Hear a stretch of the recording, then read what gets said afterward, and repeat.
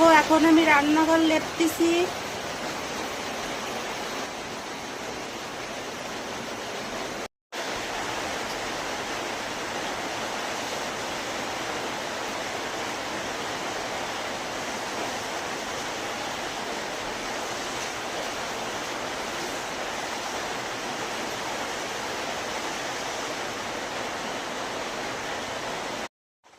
বন্ধুরা দেখো আমার এখন ঘর মোছা হয়ে গেল, রান্নাঘরটা।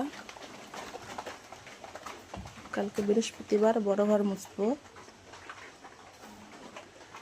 লেপলে মুছলে বাড়ি, সাজলে কাজলে নারী, এটা ঠাকুমারা বলে। মোছা আমার কমপ্লিট।